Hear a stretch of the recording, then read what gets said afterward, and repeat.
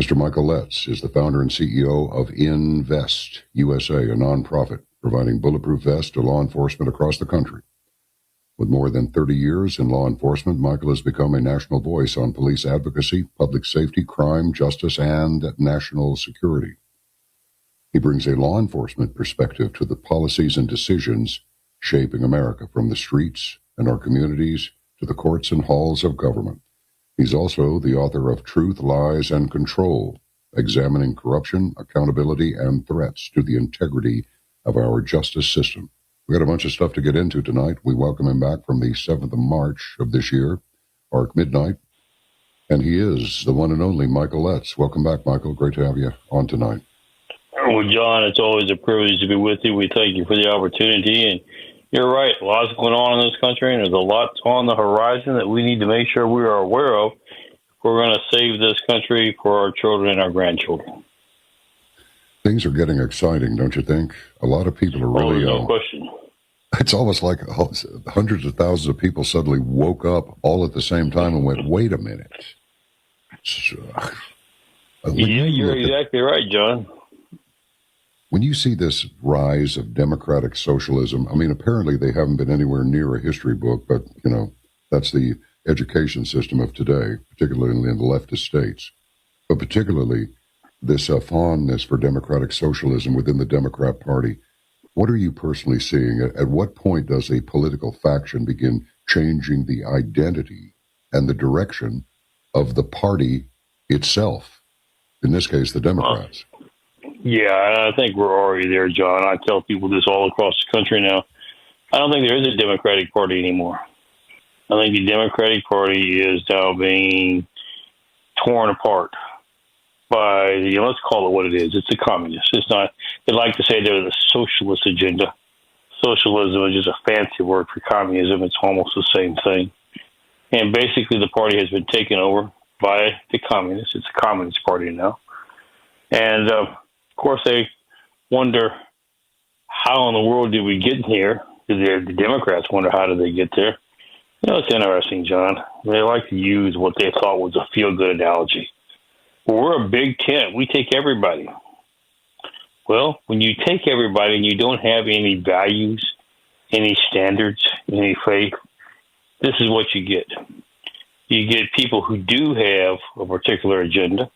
They just come in and take over. Now, to give them credit, those that have taken over, talking about the Communist Party, the Socialist Party, they learned it from the best, John. They learned it from their Democratic insiders when they first got involved with the party. But what do I mean by that? Well, the Democrats, as we all know, and we're going to talk about this somewhat on the show as well, but have been experts at stealing elections, knowing how to stuff ballot boxes, knowing how to suppress votes and get out their side, et cetera, et cetera. So what has this coalition of communists done?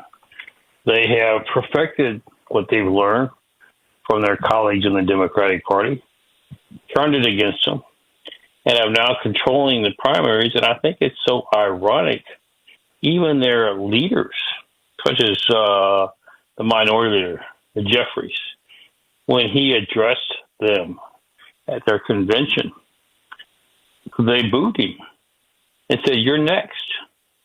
They have no interest in sharing the platform with the Democratic Party.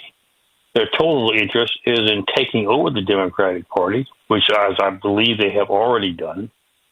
And why is that? Because that is their next step towards their ultimate step of conquering America and destroying what's left of our country. Why is it so important to conquer America? We've talked about it before, John. America is the last bastion of hope and freedom in the world. They want one world order. They want to control you and I desperately. Hard to do when we have the freedoms that we have, especially with the Second Amendment. And so they're determined that they're going to bring America down. And this is part of their overall strategy. It's nothing new. They put out this methodology or their objective back in the 30s, 1930s. It's what they're going to do. Control our educational system. Teach our kids to hate America. Get involved politically. and they figured they did not need to bring troops over from foreign countries. They figured they wouldn't work anyway. We would never be able to ground game footage on American soil, but they did think that they could destroy us from within. And boy, they are doing a good job of it, John.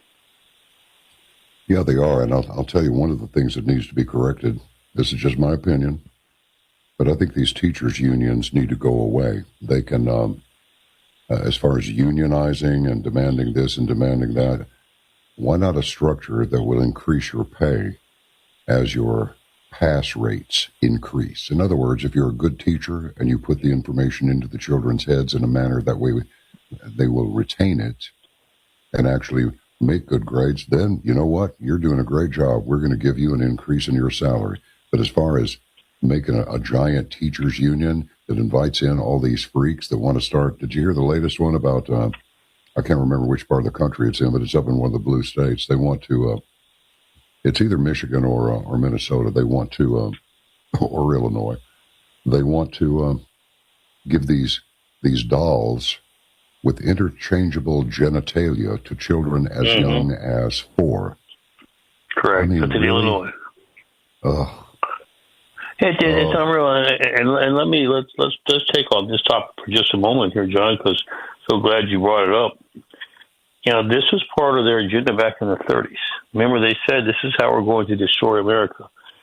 Let us teach our children. Now, you say, how in the world did we get to that point? Well, you have to understand history. We had gone through World War II. We made great sacrifices. We lost a lot of men, lost a lot of people in World War II. And so those that were coming back had one objective in mind. I've done my time. I think I'd like some vacation time. Well, the government was all too anxious to help. Well, we can taking care of these kids off your plate. Just turn them over to us. Because if you remember before this, John, most people don't realize this, but this country was founded and built upon the parents. In fact, it was mostly the fathers who took charge of educating their children. That's when you had the little church in the community that you used during the week for a schoolhouse. And you gathered your families together and you educated your kids throughout the week before the church was used on the weekends. And so the effort by the government was just turn all that over to us. Now, we're going to do it the right way. We'll make sure we have prayer when we start class. We'll make sure we pledge allegiance, et cetera, et cetera. Don't you worry. We're going to make sure we treat them right. That lasted about a year.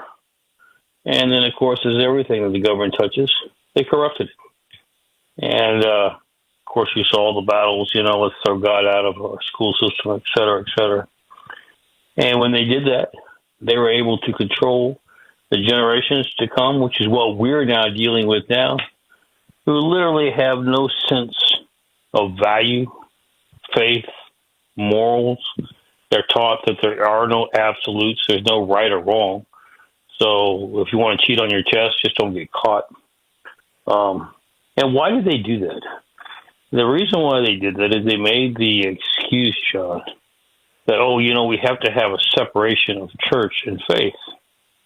Now, most of America said, yeah, I don't want you teaching my kid to be a Baptist if I'm a Methodist or whatever it might be. That wasn't what they had in mind. When they said they wanted a separation of church and state, their interpretation was anything that is connected to faith. And they can look at our laws. Our laws are all based on Judeo-Christian ethics, values, 10 Commandments. So obviously we have to do it with that because there's a connection with religion there. So they just simply said, okay, they don't exist. We won't talk about them. Our young people went through an educational system where, as I said, there were no absolutes, no rights or wrong, no respect for authority, no respect for life. And so that's why we get now the headlines. Literally, we could go through these headlines and spend hours, John. We don't have time tonight, but on the headlines, just in the last week, 2 weeks, the main thrust across the country now for this summer called teenage takeovers. Teens are pouring out by the hundreds, by the thousands, to create havoc in areas from Newport Beach, California, to Charleston, South Carolina. They're attacking cops. They come and try to corral them. They're taking a stand. You won't tell us what to do. This is typical of what is occurring. No respect for authority. we had just 2 weeks ago, and I haven't pulled the statistics for this week, but I'm sure they've given me to the briefing. There's just so much going on, I can't keep track of it all. But just in the last weekend, we had 10 young people murdered across the country. You say, what's unusual about that? 10 other young people murdered. Kids are killing kids on each other now. That's the standard. Go to YouTube for just a moment. The majority of what you'll see now is recordings of fights among teens, among kids. They love it. They love recording. If somebody's getting harmed, all the better. They cheer all the more. This is where we have come to in an American society.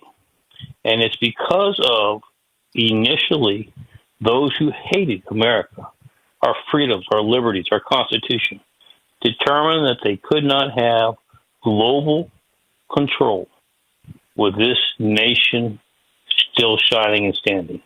Isn't it amazing that this has been the most prosperous, the most blessed country in history because of the way we were set up? They hate that, and they want to destroy it. And that is where you get back into the Democratic Socialist Party, what they call it. I call it the Communist Party. They are taking over and have taken that party over with one objective in mind. They're moving from the next stage down. You remember they just controlled our young people now for decades. Now they've got to go ahead and implement this new army of young people that they have and use it to actually control elections, win elections, and then there'll be the final stage, and that'll be to take care and get rid of all those who love freedom. And that is where they're headed. They're headed there in a very fast pace. However, there are not enough of them. If we stand united together, John, we can win this objective and win it decisively. But they're counting on the fact that that same element that we had after World War II, that let somebody else run the country. I got enough on my plate. You just tell me what to do or what I need to do it, but I don't need to get involved. That's how you lose the country. It is time. I love what you said when you did the intro, John. We've got to get off our backsides. We have to become engaged, or this country will be destroyed. Yeah, and Michael, this may seem a little non sequitur, but the mainstream media is completely complicit in this socialist shift. Many of them, I suspect, are not necessarily acutely aware of this, but they need a job. Everybody needs a paycheck. They do what they're told. I've told many times over the program, everybody listening, that I was around a television station, a big one in Dallas, for 25 years, consecutive years. And all the good, this one particularly good investigative reporter, he pushed it a little too hard, but there were some political components to it, and he wound up leaving the station. He was a great investigative reporter. But those people, before they go on the air, they're the faces that they want everybody to like and trust. You trust us to bring you the news you need to know, right? But all those scripts that they read are prepared by somebody else. They're prepared by somebody else. Exactly. They don't write those stories themselves. They don't do any of that.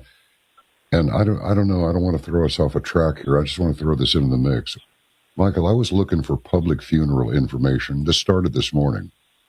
And I recall that when Renee Good, the gal that allegedly got herself killed up there in Minneapolis. So I looked for public funeral information. No obituary or funeral notice given the time and location of any services. Multiple news organizations reported on her death. She supposedly got shot in the face, but I didn't see any bullet holes in the windshield. And the family's public statements, but none included funeral arrangements. There were public visuals and memorial gatherings held in Minneapolis shortly after her death, and a candlelight vigil and an ongoing memorial at the intersection of 34th and Portland Avenue South. Community fundraising and all that. But I just wonder how much of this is the Truman Show. I'm not even sure Charlie Kirk is dead, the way his friend came up behind him right after he'd been shot, gushing blood out of his neck like a fire hose, and just kind of dumps him on his side on the floor, and then they carry him off in a Suburban with his legs sticking out, and now the fingerprints don't match the of Tyler Robinson. His prints don't match any of the prints on the rifle. I mean, what the hell's going on here, man? You're exactly right, John. It is so much of a stage, and let's go a little step further to what you said about the media. We're not giving my opinions here. This is all fact. Every bit of it documented. The media has been on the take from the leftist liberal for some time. Congress controls the budget, and Congress has put in money for mainstream media, not for you and I, John, not for conservative commentators, but for the liberal mainstream media.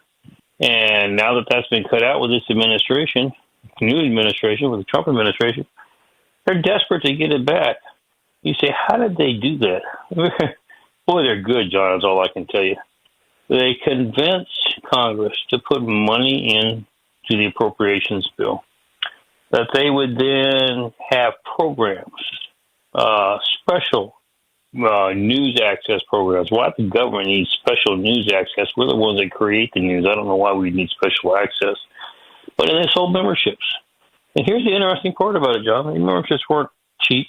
They were $100,000 a piece. And so you say, okay, I'll get one for the government. Oh, no. They sold thousands upon thousands to the government. And here we did a track record. It was never used once. Not once. And so you see millions of dollars went in to prop up ABC, CBS, NBC, the mainstream media. And now when that got cut out, do you understand now why they are so angry and upset? They don't want to give a single positive media clip to anything this administration has done because they want it gone. They want to get back to getting their money. And this is what it's all about. They're paying people off. They're using their assets. And when I say their assets, it's not theirs. They're using our assets, our government money. You and I, taxpayers, John, are paying for all this. They're just controlling where the money goes. And they're controlling it to be able to implement their agenda of destroying the very basis of our foundation and taking over complete control. You know what I found so ironic, John, is let's just say they're successful.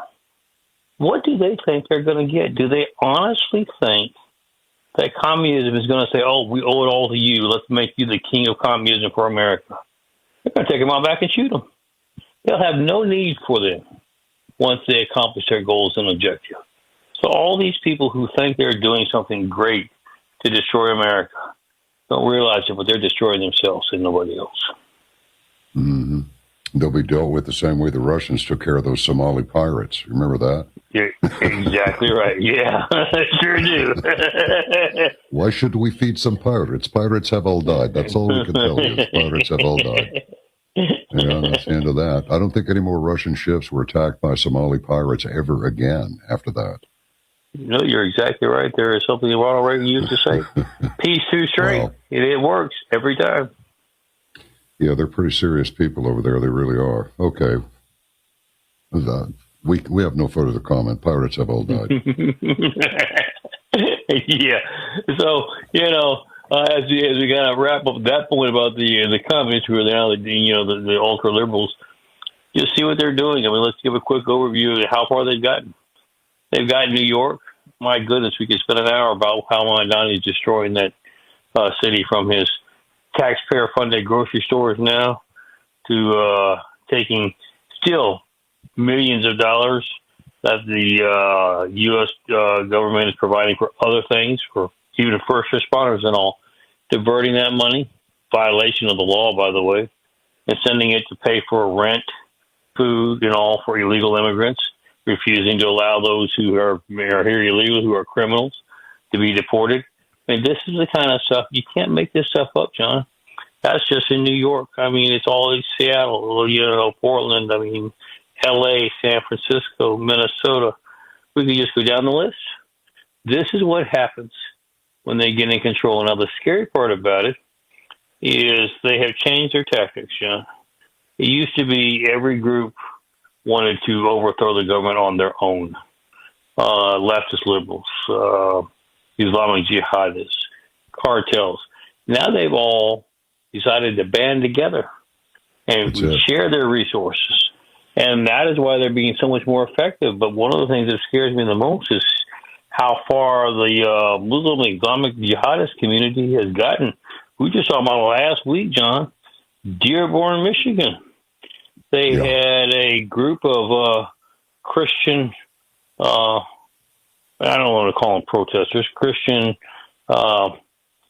activists, if you want to use that word, who just stood on the street corner with signs. Didn't even say anything. You just didn't understand. They were literally attacked by a large group of Muslims that when the police got there, I mean, I'm not talking about attack. I'm not talking about verbally. I'm talking about with clubs, beatings, etc. Police didn't arrest a single one of them.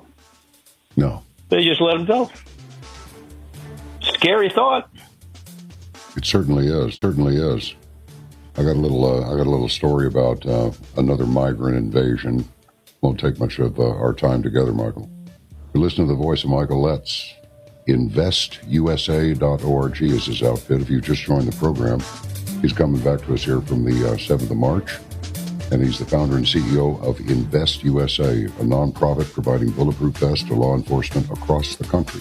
As we carry on here now with Michael Letts. Michael, I was looking at this thing on Zero Hedge that came originally from Steve Watson at Modernity News. Footage circulating purporting to be from North African desert shows what looks like an enormous column of sub-Saharan African men moving under escort. Some estimates put the number at 100,000. Commentators claim Algerian military vehicles and personnel are shepherding them toward the coast. And here's the last sentence. If the scale and direction prove accurate, Europe faces another deliberate pressure wave on top of the chaos already unfolding in Ceuta. Or Ceuta. That's correct. C-E-U-T-A. Yeah. All of our intelligence shows that, there's another way of moving. And what is it in response to? Here's what's interesting in Europe, and of course we'll talk about what that should apply to the United States. But there are countries, and not all of them, but there are some countries in Europe that are finally realizing that they're being taken over from within. The Muslim community has one purpose in mind, and that is to take them over and make them caliphates and make them Muslim countries. And they've realized that their open border situation is literally destroying them from the inside. And so they're now tightening up and trying to start deporting members. And instead of it being peaceful, they are saying, we're not leaving. In fact, we're bringing in reinforcements, and that is what the intel shows that you were just referring to. That is one of many other reports that we're getting from other areas as well that are making a move on Europe. But we also, those our intelligence shows that there are similar efforts being planned for the United States. How is that border situation? I haven't heard any news about our own southern border in quite a long time. Well, and that's a positive because we've got it down to zero. There are no border crossings. We're blocking it now.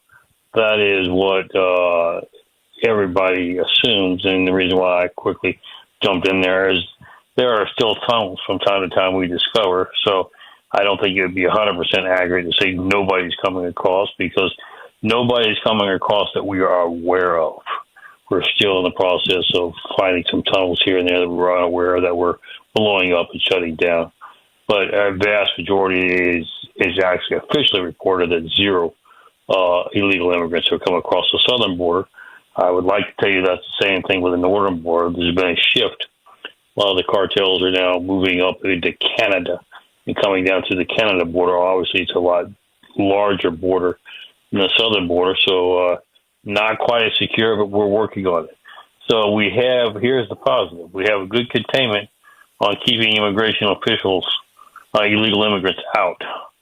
But we're now trying to get rid of those that are in. And boy, is the leftist liberals fighting that, and activist judges as well, and trying to keep them here. Why you would want to do that, John? It's just like with Tim Walz, the governor of Minnesota, when he tried to shield and pardon a child sex rapist or rapist for children. And he pardoned him to try to get him out of jail because ICE was going to go pick him up to get him on the street. Fortunately, we got a tip about that, and we intercepted that and picked him up and moved him anyway. And Tim Walz, the governor now of Minnesota, said, what good did that do? You think any of our people are safer because we got rid of him? What kind of question is that, John? We deported a child rapist, so he's no longer anywhere on this put on this country. And you're going to tell me we're not safer because we did that? I believe, John, they have become literally deranged. What else could it be? I mean, he's a maniac, and he thanked he thanked the Church of Satan so much for giving him that thing to stand in the State House, a little tablet expressing the gratitude of the Church of Satan to Tim Waltz for not restricting the spread of the Church of Satan. Can you believe that? And it wound up in the press, and everybody's okay with it. That is the key, John, and that's why I'm so grateful for your show.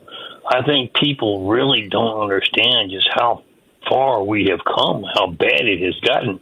They're waking up to that by fortunately listening to shows like yours, and that's why I'm so grateful for your show. But boy, folks, get it with the program, because let me tell you, this is getting worse, not better. And we have got to get involved and block this thing and do the right thing to make sure that we save our country.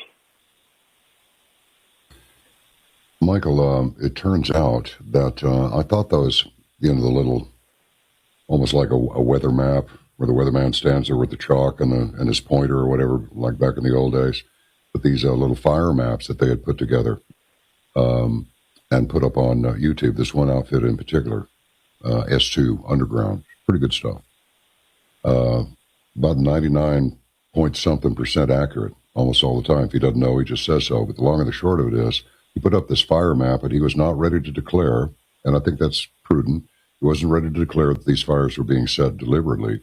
But it turns out they've now arrested this one nutcase, I'm sure you've heard about this, who confessed to setting dozens of fires around the Spokane, Washington area. Yes. So, I mean, it seems like all of the nuts are going off at once. It's probably not happening, but it looks like that's happening. The nuts are being activated. What's your take on this? I actually agree with the first statement you made. They all are going off. Now, are they all going off at once? Here's the scary thing. As many as we're seeing, you think that's all. I think that's the tip of the iceberg. I think there's a lot more of them left to still go off. So the question then becomes, John, what are we doing about it? And that's one of the things I want to also talk about on the show tonight is, let's carry this to where it affects all of us, not just in setting fires, but active shooters. We just had the active shooting at Twin Falls in Idaho with the In-N-Out burgers, et cetera, et cetera. And, John, one of the things that I don't think we are discussing that we need to is just how big of an impact social media is having, how the leftists have gained control over social media and are using it now to just allow people to fuel their vengeance, their anger, their just total derangement without being held in check. And I think it's causing people to think that it's normal, that it is something that they have a right to do. Nobody is going to be any stronger on First Amendment issues than I am, John. But let me tell you, there's a difference between you and I disagreeing, John, and me deciding because we disagree, I'm going to go after you and try to destroy you, make up lies, state falsehoods, threaten you, put your address out, tell people to go harass you, etc. That's crossing the line.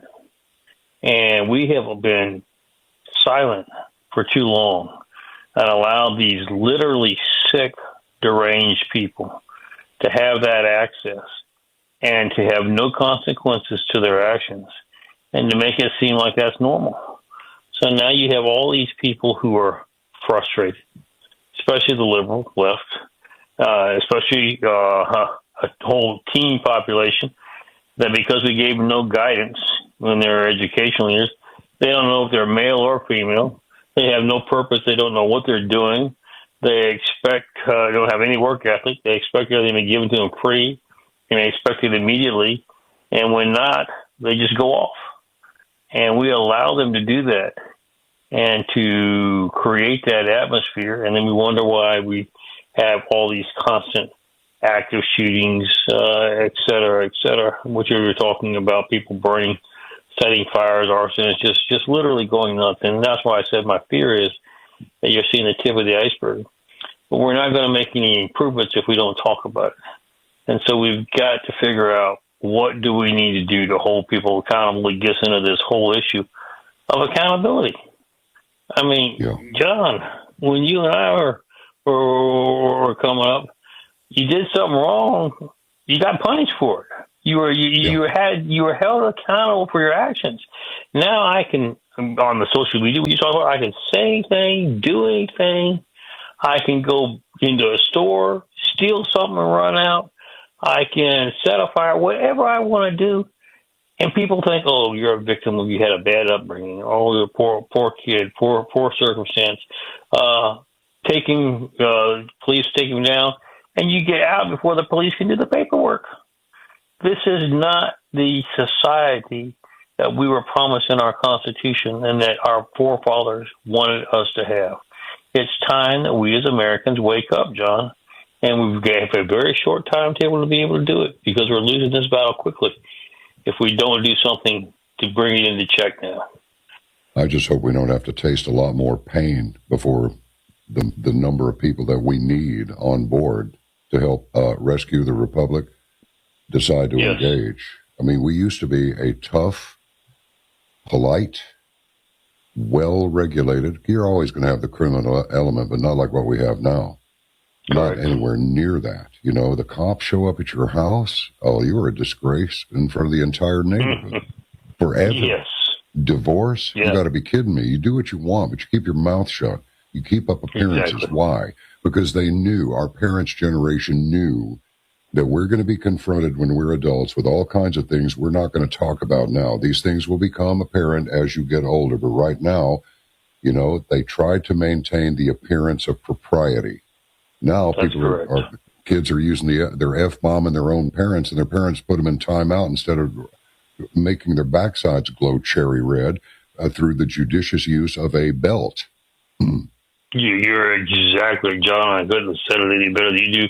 The only thing I would add to what you said is, shoot, now they use that kind of language with their parents, and instead of putting them in timeout, they don't do anything at all. They just look at them kind of like, oh, okay, whatever. Yeah, okay. What have we gotten to, John? A bunch of sniveling little weenies that have assumed position of power in the media for their influence and in politics, local, state, and federal.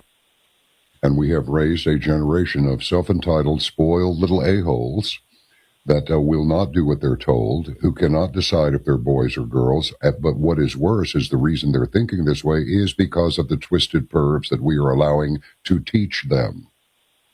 Correct.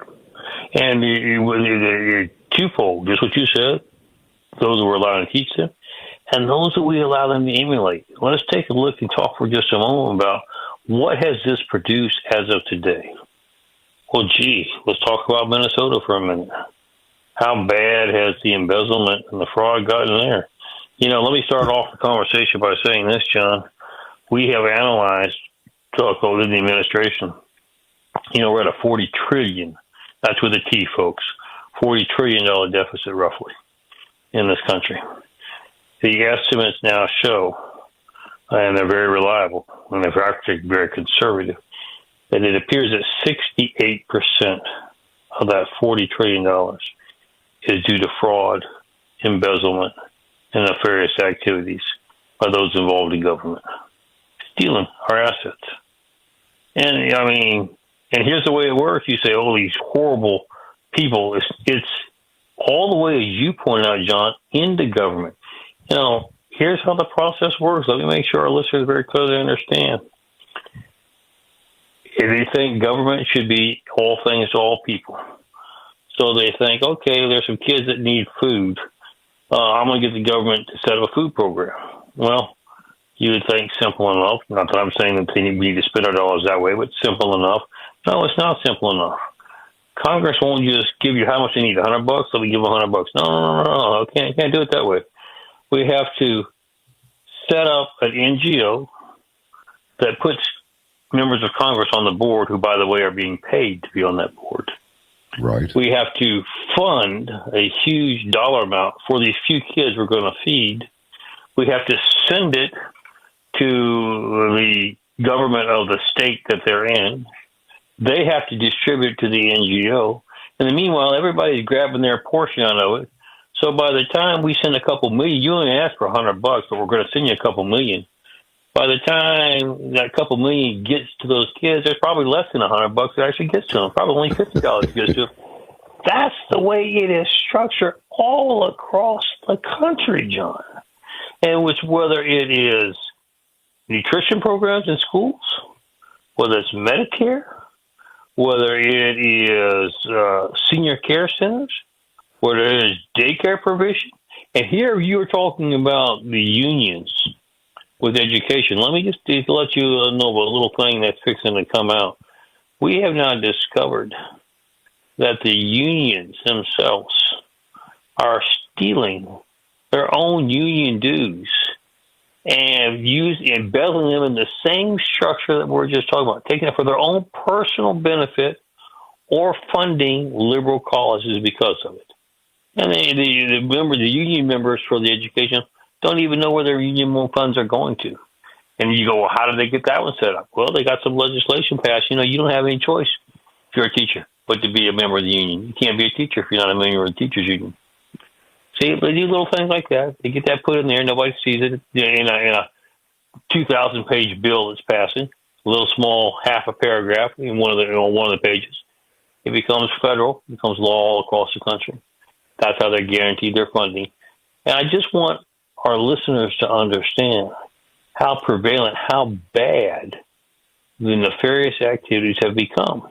Because it's going to lead into one of the other things I want us to talk about is how do we solve all this mess? I mean, we've got activist judges. John, you said, what do you mean by activist judges? Well, let me just give examples so that people can relate to that. The law, the Constitution, gives the President of the United States the ability to determine how to regulate immigration. Now, when I said regulate, that means how to implement the program. Congress passes the law. You have to have these standards, or you have to, how many you're going to let in this year, et cetera. But it's the executive branch that administers that, has full discretion. But what is the judicial branch doing? The president has said, hey, these programs have been abused. We had open borders. We have millions, not hundreds of thousands, millions who are criminals, who are here, that we don't even know who they are, never been vetted. Enough. All illegals need to go. You say, that's a bad statement. Here's why, folks. We don't know who you are. Half of you are criminals. The other half, I'm not saying that you are or not, because we don't know. You came illegally. We have no idea. We've got to get all the illegals out. And then we can start, okay, how many does Congress say you can have this year? How many you can say next year? What is the process? And start upholding the law. But what the point being that we're making here is so the administration is moving forward to do that. One of the things was they have the TPS. You say, what is TPS? It's a temporary protective services program, status program, that the previous administrations have abused. Now, what is it for? Let me give it a classic example so that everybody understands. If you're living in Sudan right now as a Christian, you're being massacred by the Muslims there. And so we can't say, okay, go to the embassy, give us your paperwork, come back in 6 months, and we'll tell you, hey, how close you are to being able to go look at America. You won't be coming back in 6 months, you're dead. So we created this program. If you're threatened, you can come to this country. You still have to come in, vetted. You still have to have a visa. But instead of worrying about whether that visa is only lasting 3 months or 6 months, and then I'm going to get shipped back and get killed anyway, you will not be removed until your status is determined, period, regardless of how long it takes. Well, what did the previous administration, the Biden administration, the Obama administration did? Well, everybody should qualify for that. Somalians, Afghans, Haitians, you name it. Hundreds and hundreds and hundreds of thousands of them. We brought them all over to the same program. The president said, no, you abused the program. We're suspending that. So what does it mean by suspending? You better take a look at your visa. If it's expired, you better get you a plane and get out of here because we're coming to get you. And what does these activist judges do? Oh, no. We have decided the president doesn't have the authority. The Constitution guarantees them the authority. How do you mean you don't have the president doesn't have the authority? And what makes matters worse is the Supreme Court has told these activist district judges, you can only make a ruling in your jurisdiction. If you're a district judge for the District of Columbia in D.C., that's the only where that ruling applies, no other place in the country. But what are they doing? They're thumbing their nose at the Supreme Court, their bosses, and saying, no, we're issuing an injunction for the entire country. President can't remove anybody from Somalia at the moment. Can't remove anybody from Haiti. We just, in the last 2 days, we've got 300,000 Haitians here illegally. They're under the TPS program. Their visas long expire. We're ready to deport them tomorrow. They're trying to hold that up, and activist judges block that. We've got a couple 100,000 Somalians, the same boat. Who's holding them up, Michael? Which court? Well, one judge is Judge Burroughs from Massachusetts, federal district in Massachusetts. There's a whole list of them all across the country. Okay, gotcha. Well, I think anybody who identifies as an activist judge or who has been identified as an activist judge needs to be removed. I agree. I will tell you the one positive, because I always want to make sure we got positive news in our broadcast here, John. On Judge Burroughs, there's just been an introduction of articles of impeachment in the House to have her removed for violating the law. Oh, good. Well, that works. We'll do it gently. We got a lot more to go, but at least we're going down the right direction. Okay, well, first domino's got to fall. Okay, that sounds pretty good. When we come back with Michael Letts, investusa.org, you want to look at that website, maybe you can help him out. What he's trying to do is get a bulletproof vest on every law enforcement agent in the country, local, state, federal, whatever. You need a vest, he wants to help you out. So that's his calling. That's what he does. He's been in law enforcement for over 30 years, so it's close to his heart. But we got a long way to go here and a short time to get there. A lot of craziness out there, folks. We're visiting with Michael Letts. He knows an awful lot about it. Michael, let me ask you something. All these crazy things popping off, shoot 'em ups at the In-N-Out Burger. They're over in Twin Falls, Idaho, and a couple of other ones around the country. I've lost track of the details now because they seem, I'm not saying they're happening every day, but they probably are happening every day. They are happening every day, John. Yeah, we just heard about the very few. So let me ask you this. I know you're not a psychologist, although after 30 years of police work, you probably are a pretty good psychologist. The short question is, what is the matter with everybody? I mean, is it mental health? Is it social media, isolation, radicalization? Is it all of it? What's producing this level of violence?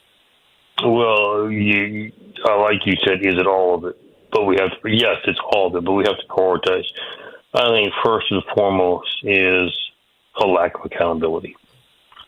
And, whether it was our educational system, not holding our young people accountable through education, whether it is now not holding people accountable for ripping off trillions of dollars of taxpayer money, whether it's not holding activist judges accountable for flagrantly violating the law, whether it is not holding people accountable for weaponizing our executive branch, our agencies, or law enforcement agencies, Justice Department, et cetera.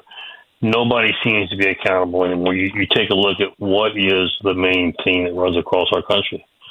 Not my fault. I didn't do it.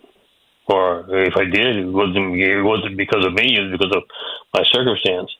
John, we have destroyed our country by not holding people accountable. And that is the key. Just to say things we talk about social media, say anything you want to. Nobody's going to do anything about it. Who cares if you vent all your venom and your vengeance and your warped thinking for the rest of the world to hear? Who cares? Nobody's going to hold you accountable. That is the key. We have lost accountability, which is why it is so vital. And this is what I keep telling the administration. We're doing great things, and we've got a lot more great things to come.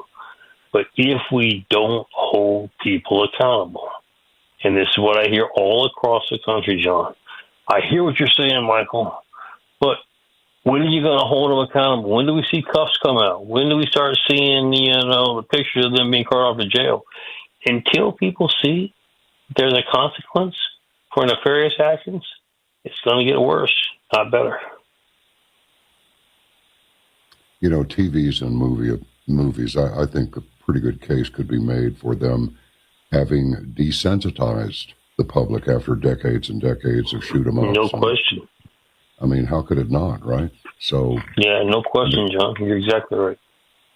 Well, there seems to be an extraordinary disconnection between what people believe they're seeing and experiencing and the version of events presented through news, social media, and increasingly AI. I mean, what happens to a society when people can no longer trust the institutions to tell them what is true? What happens? I'm glad you mentioned that, John, because I want to step back for just one thing you said right before we address that question. You mentioned AI. I want all of us to understand this. AI didn't drop down from heaven, okay? AI was created. It was created by man. It was created by the same people who have, every man has a philosophical outlook.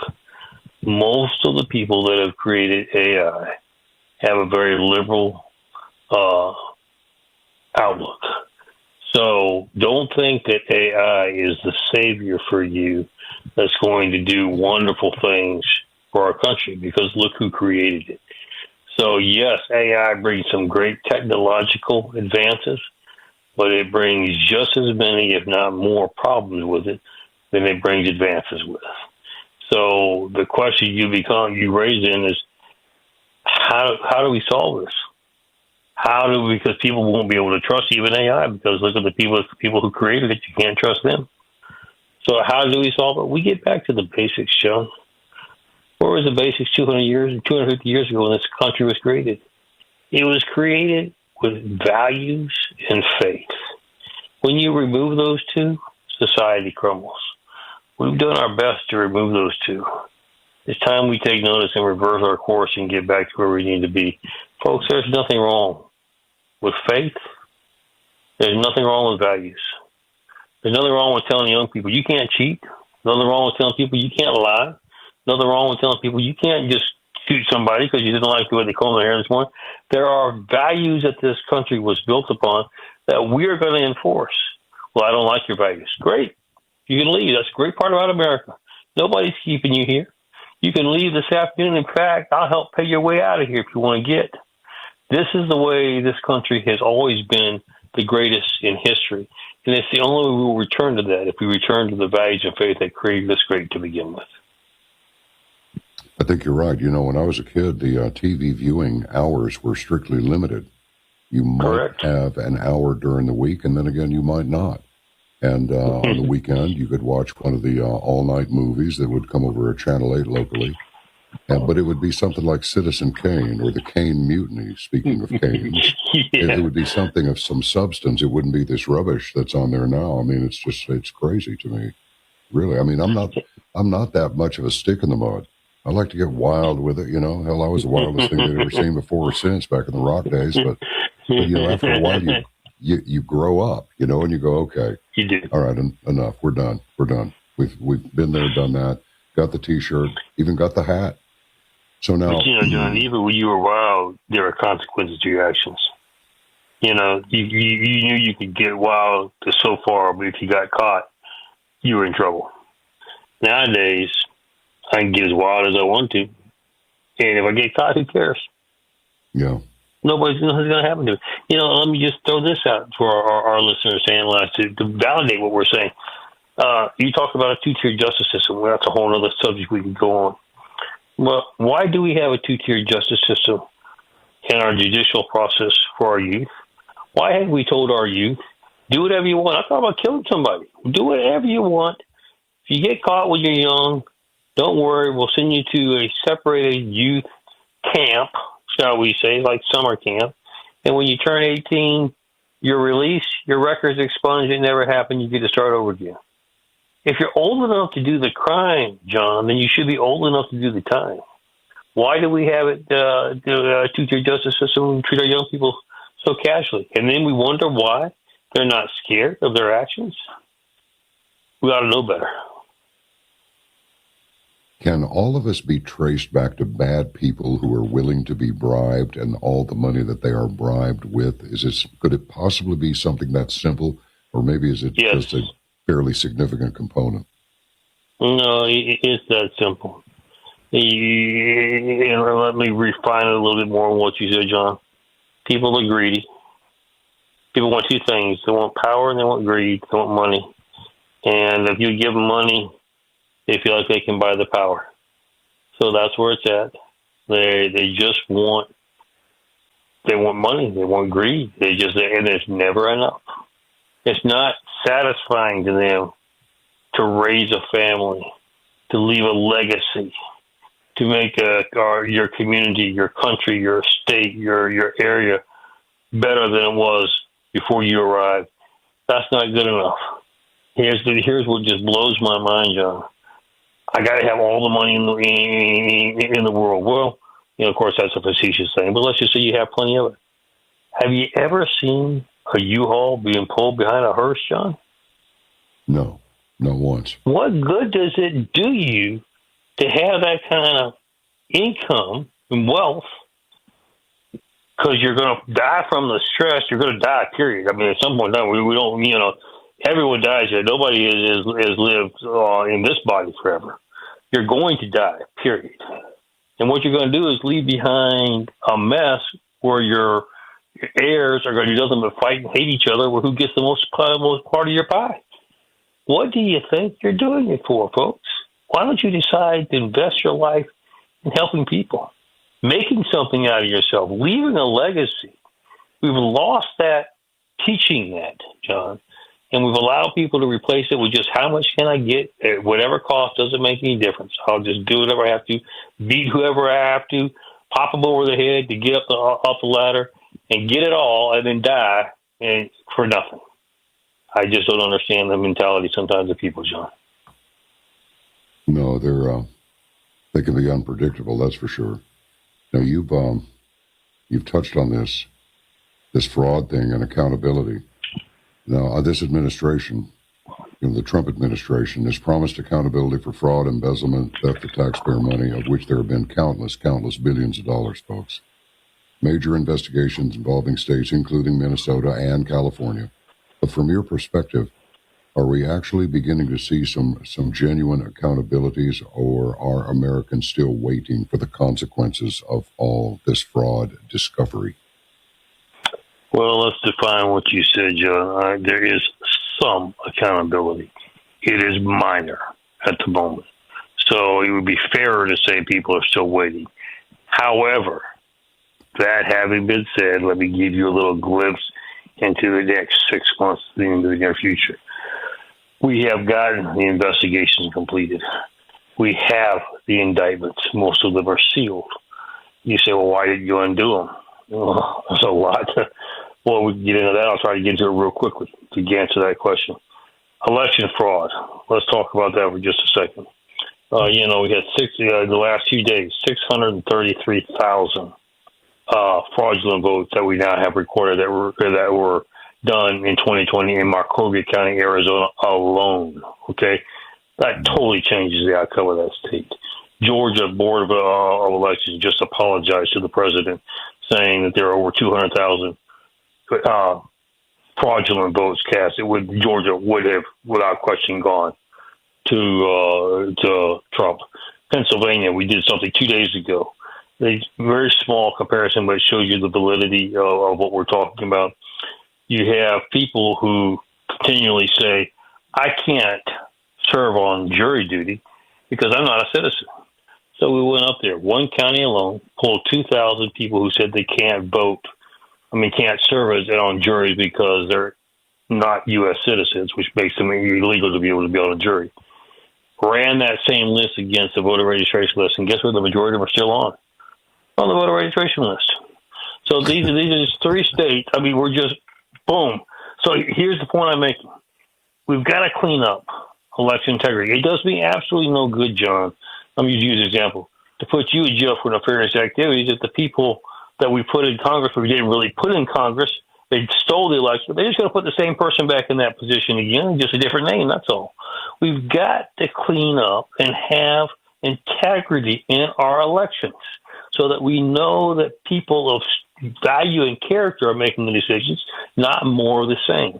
Now, once we have that done, then we can effectively execute these sealed indictments. But there's a process here, because you remember our judicial system is corrupt. Do you really think the judges that are not just activists, but we've got a lot of that are corrupt judges, do you think Congress is going to remove them when they're doing the same thing? When they're stealing the same amount of money? We talked about, remember, the NGOs, et cetera, earlier in the show. Of course not. So here's what we have to do. The only way to solve that problem is we have to go with the military tribunals. They're the only people that can solve it. Now, people say, oh, no, now you're going to change our judicial system to the military. You're going to make it the military dictatorship. Absolutely not. The only thing we're looking at the military tribunal, which is authorized under the Constitution, by the way, the only people that can do it are the President of the United States or the starting in the House of Representatives, members, the Speaker of the House, is we want to just institute a military tribunal for the initial big cases. Former presidents, administrations that have been corrupt, judicial members that are corrupt, members of Congress that are corrupt. And I'm not saying all of them, just a few. Once people realize that, there's really accountability coming, I'm going to actually have to answer. You will be amazed, John, at how fast things will turn around.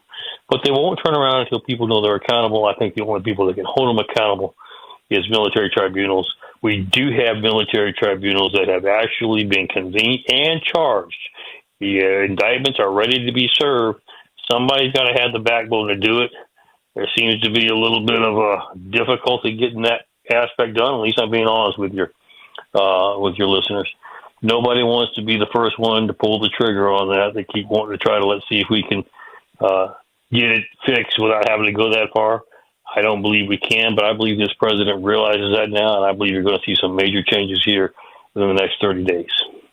Well, I wonder if the mainstream media talking head puppets will have the integrity to say, now, this military tribunal thing is authorized under the Constitution, so don't lose your minds out there. This is not some sort of a military takeover of the country. This is written into constitutional law, period. I wonder if they'll have the integrity to put that part into their stories. They won't. And, John, you just hit on. Now you understand. I'm so glad you raised it. Now you understand why does this not get done like 2 days ago? Because of factors of what you're just saying. This is, and I have to concede that point, this is not an easy task for people to understand or to be able to navigate. You say, well, who cares if they understand it? Folks, I don't tell you, we're very close to a civil war in this country. I don't think anybody would argue that. So we have to be very careful how everything is laid out to try to do the best to maximize restoring America with a minimal amount of collateral damage, such as a civil war, et cetera, et cetera. So that is why you see people a little more hesitant to move than they would normally be about whether they want to walk across the street or not. You know, Michael, it's just extraordinary to me how the general, maybe they do, maybe I'm wrong about this. I want to be wrong about this. But you see what's happening in the UK. We had Mark Sutherland on the other night from the UK. It's absolutely outrageous. And then all of these Somalians and everything in the book storming the Spanish beaches and blah, blah, blah.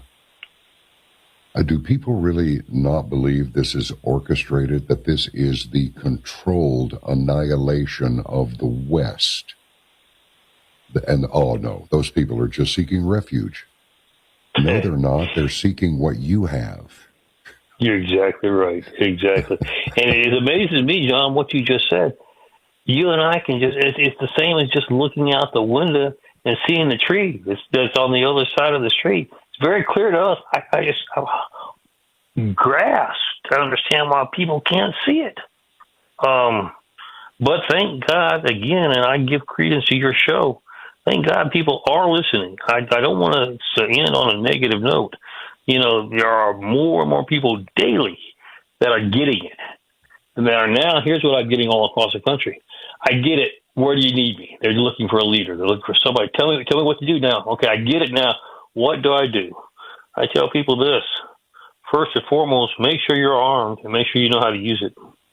Second of all, make sure that you change your attitude, that you want to be engaged. You need to be engaged, whether it's running for office, making sure you're part of your community voting.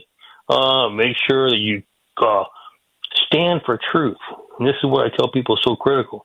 Look, when you go to the water fountain and somebody says, there was the last election, they told us it was the greatest election of integrity there's ever been. Don't just sit there and smile and go, yeah, I guess you're right. No. Stand up and say, I was listening to John Wells' show, and absolutely that's not true. Let me tell you why. Start getting your voice, and everybody start making their voices known and be unified and together, and I guarantee you we'll win this thing hands down. But if you let a small minority trample and run all over you, which is what they have done, you won't have any place for your grandkids to grow up because America won't exist anymore. You're right, and something else, folks. Some of the ones in so-called alternative media, which means less and less all the time now. You mean non-network, which is clearly bought and paid for. Whenever you see these people talking the same line, calling for the impeachment, this, or Trump's doing that or the other, you have to ask yourself a question, because there's 4 of them, a girl and 3 guys. The beer kegs, this one other guy, who I like his personality. I think he's a cool guy and a smart guy. And the girl, okay? The minority female. You have to ask the question, who's paying them? Exactly. Does that mean? And somebody always know. I'm glad you said it, John, because you hit the nail on the head. Folks, understand that. I think I love one in between the breaks we were doing. You have one of these commercials, John, that's saying you got to have wisdom. You got to have discernment. Folks, you need to not just take things at face value. Get involved. Research yourself. Because nowadays, it's hard to find the truth because people are getting paid or selling their souls because you remember everybody wants to be greedy now. They just wants the cash, and they don't care what they have to do to get it. So make sure the information you're getting is accurate and correct. I can't believe we're out of time. I mean, not like click, but getting close. I hear the music in the background. Well, I'll tell you this. Time flies when you're having fun. It's always fun with you, John.